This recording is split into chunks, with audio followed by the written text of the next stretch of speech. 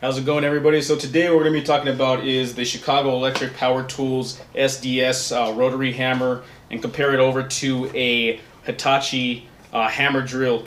Now, I'm not specifically comparing at this point the brands. I'm just going to be comparing to show you exactly what the difference is between a rotary hammer and a hammer drill.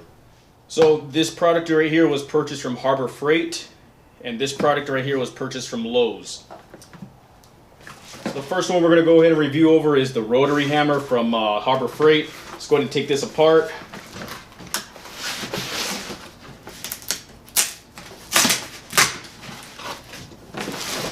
Comes in a nice solid case. Put this to the side for a bit.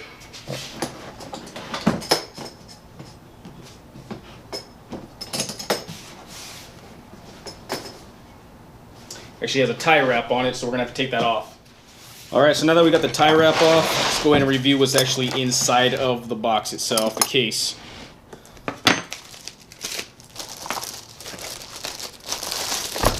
This thing has some good size to it. It's actually pretty heavy. Comes with an extra grip right here on the bottom portion you can adjust to the sides. This is what gives you a better balance when actually using this thing. Not sure if this is a depth gauge just quite yet. We're going to look into this. It might be the depth gauge. I'm assuming that's what it is. Looks like you have a wrench here. Looks like some kind of sort of lubricant. And we're going to figure out what this is for later on down the road. Other than that, that's everything in the box.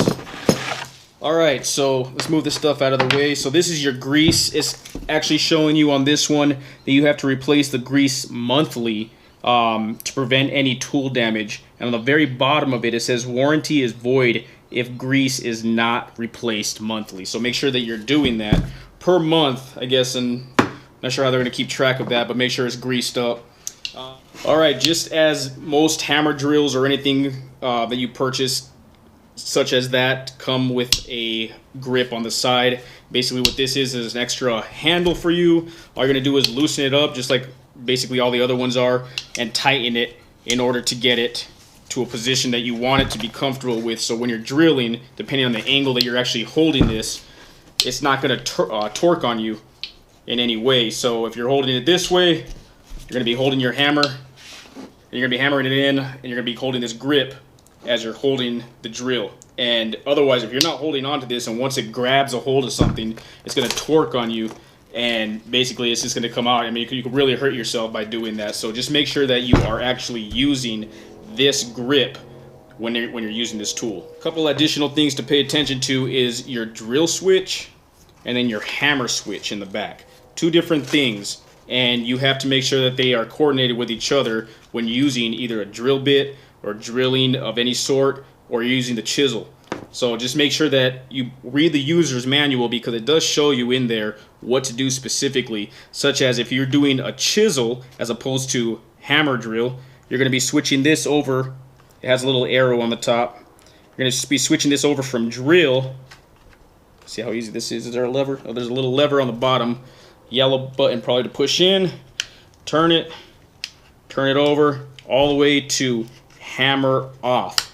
Basically, drill off. So basically what this is, it shows you a little picture.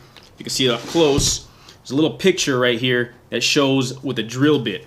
So that's going to be used for when you're actually using the hammer portion. But when you're going to use a chisel, you want to make sure that that drill portion is off and you have the arrow pointed over to the hammer portion. Same thing goes for the back side. This is your hammer. So in the manual, it actually specifically says that it needs to be on the on setting when you're chiseling. So the on setting, by looking at this, okay, on the tab itself, you're going to have a marking similar to the drill portion, where it's going to have a chisel and a hammer, and on the opposite side, you're going to have one that just has a hammer. So whichever one is exposed, it's going to be showing that's the one that's on. And as for your depth guide, this is what this is. Make sure that you're putting it in the right direction. I don't think it's going to even go in the wrong direction. It has some sort of offset here, so that when you're actually placing this in, Let's move this down so you can see this easy. You're going to have a circle hole right here, basically to fit your depth guide in. So you're going to make sure that this knob on top is loose enough to be able to fit this in. Now once you have it in, you're going to be able to tighten that. Let's see if this even goes over all the way over this knob. Okay, so it does flush over the drill set knob, so you're not going to have to worry about that actually hitting that. So just make sure that when you do purchase this tool that everything works before you even use it. I have come across Harbor Freight tools where some things are not made properly, and I mean, we're talking even a jigsaw. A jigsaw I used before, and I set it up, got all excited to use it, plugged it in, actually set the blade in before I plugged it in, and the blade would not even fit because the wheel that the blade was lying against was pushed out too far. It was made too far, so the blade was at an angle and it wouldn't fully go in. So just make sure that everything works before you even start using it, just in case you have to take it back. And that's basically with every tool regardless, but specifically I've had most trouble with Chicago electric tools from Harbor Freight. So this one was on sale at the time with a coupon, so I decided to buy it just to test it out, see how it works. I've heard good things about this specific tool, so I wanted to make sure that if I purchased one in the future, if I needed it, I could use it. Right now at this point, I'm not going to have any use for it, but it was on a good sale, like I said, and it was something that I could see myself using in the future. So going back to the depth guide itself, depending on how far you are going to want to put your bit into a surface such as a concrete wall or a brick or whatever the case is, if you have it a certain length, this thing is going to be fully placed in. Once I'll show you guys how to put this in a little bit, but once you have your bit and say that you only want this much taken out of the actual concrete block itself, you're going to adjust, let's unloosen this up, adjust your depth guide, and it looks like it only reaches out to about right there at the most. So there's your depth guide length right there. I mean, I'm not quite sure. That's a pretty far distance still. The other thing that you can do if you're not wanting to use a depth guide, and it's widely used everywhere, is to put a piece of black tape around the area to where you know you want your bit to stop. This thing I never ever use. If I know that I'm going to be drilling a certain amount of holes and I want to have a certain length on the hole, I'm going to be putting some black tape around this area so I know exactly that once I hit that black tape, I'm done drilling, don't have to go any further, and I just pull it right out. Alright, another thing it looks like it comes with here is a speed guide, a speed knob right here. Basically, depending on how fast you're going to want to go, it goes from 1 to 6. I do not know the speed differences as of yet because we have yet to try this out. But I'm going to assume that 1 is obviously the slowest and 6 is going to be the fastest. So we will give that a try in a bit. Okay, so the way to place an actual chisel or drill bit or whatever you're going to place in here, you got to make sure that you grab the exact one, okay? This one is from Harbor Freight itself. This is for the 10-inch SDS. This was purchased from Harbor Freight along with this tool at the same day. It has a chisel set, you know, ready to go. So you can see the indentions actually on the bit itself. Just make sure you're getting the right one. And all you're going to do is pull the chuck back, and it pulls back up like that. And you're going to place your bit into it till it turns and locks in. And now you have your actual chisel. Once you have your actual bit in place, you can adjust it how you want depending on the angle that you're going to be chiseling. So if you're going to have a flat chisel, you're going to be chiseling this way. If you're going to have an angled chisel, you're going to be chiseling that way. Pretty simple. Alright, so there's not much more to this actual tool than what's explained there. Again, just pay attention. Keep your user manual with you at all times in case you never really know which one to use. If you're using a bit of some sort or you're going to be using the chisel, just make sure that you're actually keeping the manual with you because you have two knobs now that you have to pay attention to, and one's a drill with the hammer, and the other one's just a hammer straight, and then you have the back side that has the bit and the hammer, and as well as just the hammer straight itself. So just make sure that you're actually keeping that close by. Keep it in the box if anything. That way you always remember or always have something to refer back to if you don't know exactly which one you need to be setting it to during. All right, so let's give this a shot real fast on a piece of brick here. Sorry, dog, you might have to listen to something pretty loud right now. So the way to use this, again, we have our settings on hammer for the chisel portion as well as the back side. I'm going to go ahead and set this at 1 right now just to give it a shot. So when you actually turn this thing on, it's going to turn on the motor, but it's not going to do anything with the chisel itself. And a 1 setting is very low for this. So we're going to go ahead and move it up. I'm going to try to talk a little louder so you guys can hear me. We're going to be moving this up to about 4 maybe. We'll give it a shot at 4. Notice nothing's going to be coming out of the bit at the time, so you're going to want to make sure that you're putting pressure. When you put the pressure on is when it activates the bit.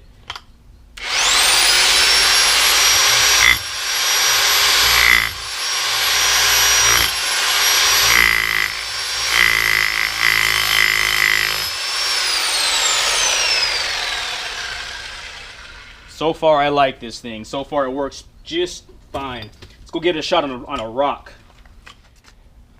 Alright, so we saw what it can do to a brick.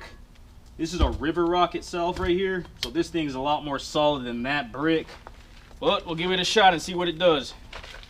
Get this thing on a flat surface first.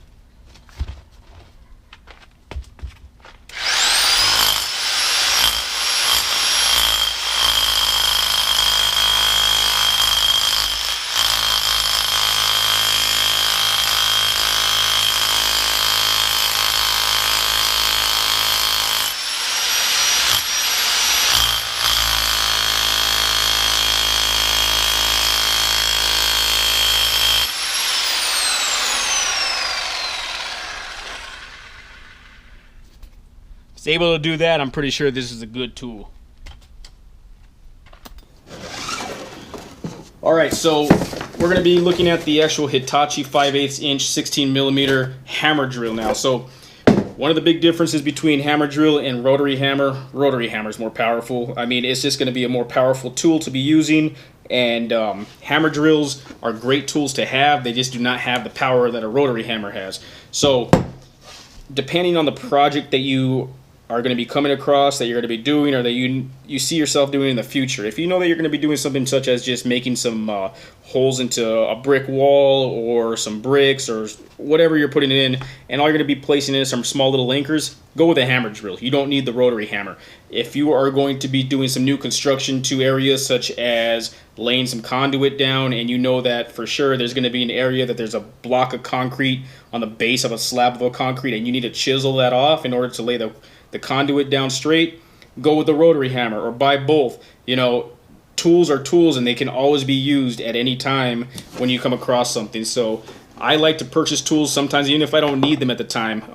Not saying to go out and do that, but I do like to purchase tools. That way I know in the future when I come across something, I have it already. I don't need to worry about going to the store and buying it or borrowing it from somebody. I hate borrowing tools from people. That's always the worst. And not that they don't want to give it to you, but you got to always take it back in the condition it was in, and even better, cleaned up. So I'd rather have my own tools, even if I'm not using it at the time. Just as the rotary hammer right there. I know I've come across some times when I've had to use that rotary hammer, and I had to get out my hammer drill and start making holes in the areas of concrete slabs, and then chiseling out the holes with the actual chisel and hammer. If you actually have the tool, it's going to save you so much more time. So let's get on to the actual Hitachi and see what this actually, how to put this thing together and what comes in the box. All right, so in the box itself comes with a nice solid case, plastic. We're going to have a chuck bit here, your depth guide. Again, if you decide to use a depth guide, that's there for you. Your handle here that you're going to need to put on. It does not fit, the drill itself does not fit back in the case without taking this off. So again, it's similar to the actual Chicago electric tool. With putting this on, you're going to have to unloosen this counterclockwise, put this over the actual chuck itself. You have to make sure it's loose enough for this to fit over. Once it does fit over, make sure you're putting it on the right spot. You don't want to put it on the actual chuck itself. You want to make sure that you're putting it all the way back to the back base portion. Then all you're going to do is tighten it. Now, if you're using the depth guide, the one thing that you want to remember is that it will not fit in if you have this thing way too tight. So you want to make sure that you loosen it enough to get the depth guide in, and then you could tighten it up. That way this thing does not move on you either, so it just kind of comes together as one piece. In order to, so a couple more things real fast. It has a dial here also, not a dial, but a switch in order for you to have a hammer or a drill similar to the actual rotary hammer. You know, if you're going to be hammering it in, you want to make sure you're on the right one. If you're going to be drilling, you're going to want to make sure you're on the right one. So pretty simple for this one to figure out. You don't have additional switches or knobs. You're just going to have this one specifically.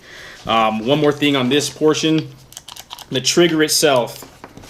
The bit will turn when you have the trigger in place, the trigger activated. However, it comes with this extra button on the side that it actually holds.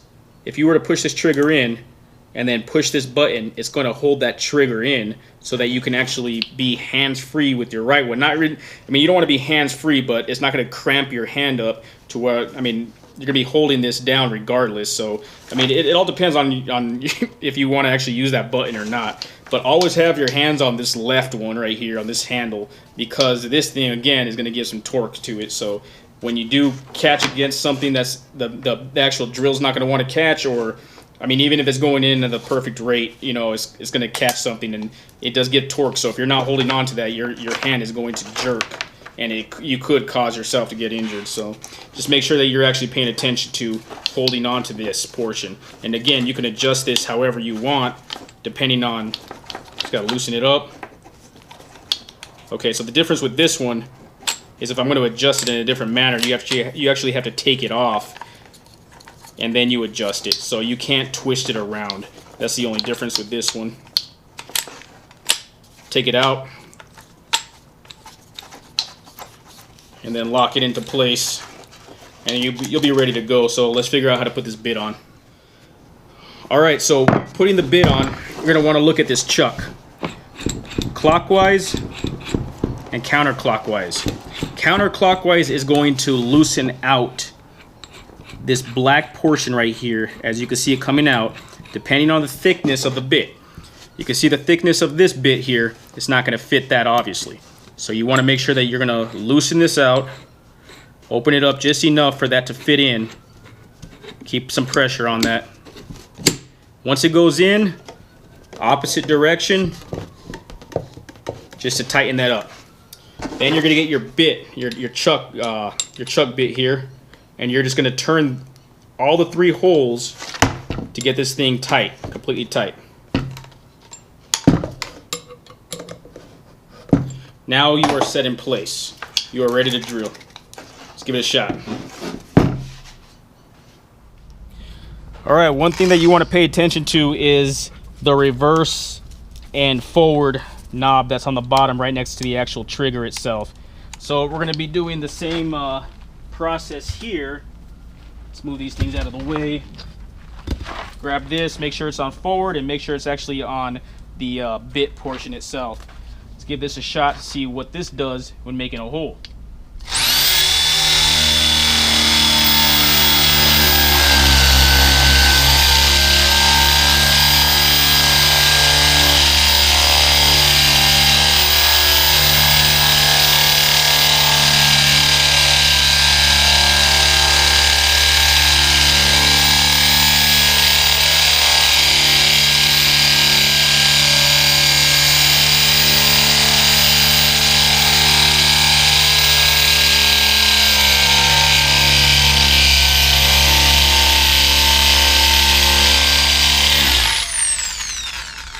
You can see the difference in the power itself. This takes a while to actually drill through, and I'm using a masonry bit here. Always remember that when you're buying, you're not buying a wood bit for these things, you're buying a masonry bit. But you can see that it takes a while to actually even get through this. So I'm going to explain why I actually have a hammer drill itself rather than just the actual using this for concrete stuff. So this thing, again, the power on it, let's try it with the actual chisel portion now.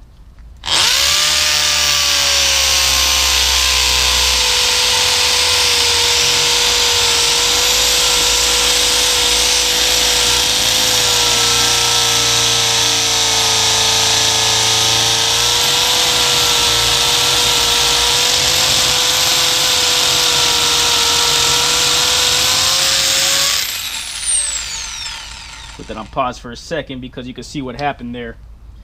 This thing did not hold up to this bit. This thing's gonna be hot, but did not hold up to the bit. However, the power of actually switching this over to the hammer portion is a lot more powerful than just using the actual bit portion. Let me see if I can get this thing out so you can.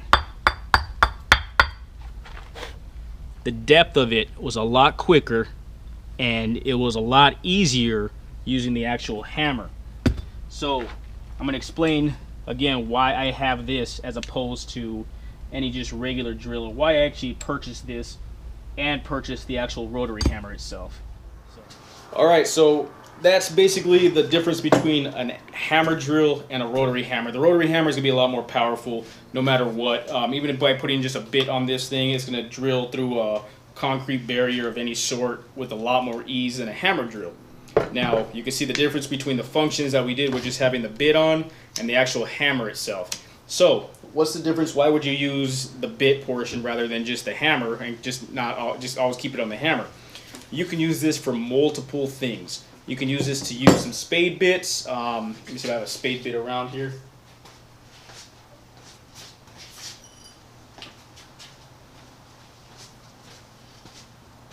You can use this for a spade bit right here. And all you're going to do is the same exact idea, placing this in, tightening this up, oops, wrong way, and then you're going to get your chuck key. You're going to tighten that in. Now you can use basically any bit on this itself, and you're going to switch it off from the actual hammer to the actual bit one itself. So this itself, this drill can be used for different bits, and it has a lot more power than just a regular drill. So that is one thing that you need to take into consideration, is by using this is what you're going to be using for future projects. You can use this on wood, you know, and it gives a lot more power than just a regular drill. You want to make bird holes inside of a shed, you're going to be attaching different bits to this thing. This thing can handle that, and it can give a lot more power than a regular drill. This right here is fixed at one certain size in order for this to fit in. So again, two different tools could be used for the same thing. However, two different tools could be used for completely different things as well. So those are things that you need to think about when purchasing these items. So again, thank you guys for watching. Like I said, hopefully this video is not really to show which one's better or a complete review of the actual functions of this thing. It's basically just to show you exactly the difference between a hammer drill and a rotary hammer. You can see the size comparison themselves. Now some hammer drills are bigger than the Hitachi, but the actual rotary hammers are usually the size of this, or somewhat a little bit bigger or a little bit smaller, but you could definitely tell the difference between a rotary hammer and an actual hammer drill. So those are things that you really want to take into consideration when doing the project. So if you're not doing any type of projects with concrete, you know, you're not going to want to get the rotary hammer. If you're doing certain projects with concrete, maybe small ones or whatever, and a lot of wood projects, you're going to want to use the actual hammer drill. So this hammer drill is a great tool to have. I love the Hitachi brand, and it's going to be a well-used tool for me. Alright, so thanks for watching again. Hopefully this gave you a good insight on the differences. Like I said, it's not a review whatsoever on how good either one is or anything like that. It's just to show a difference on the actual functions of both, just in case you came across a store and you wanted a certain one, but you weren't sure what the difference was between a hammer drill and a rotary hammer. So if this helped you out, give it a thumbs up, you know, for the video. If it didn't, give it a thumbs down. Let's be honest. If it didn't help you at all, or just don't put anything in. So, all right. Thanks a lot, and please don't forget to subscribe for more videos like this.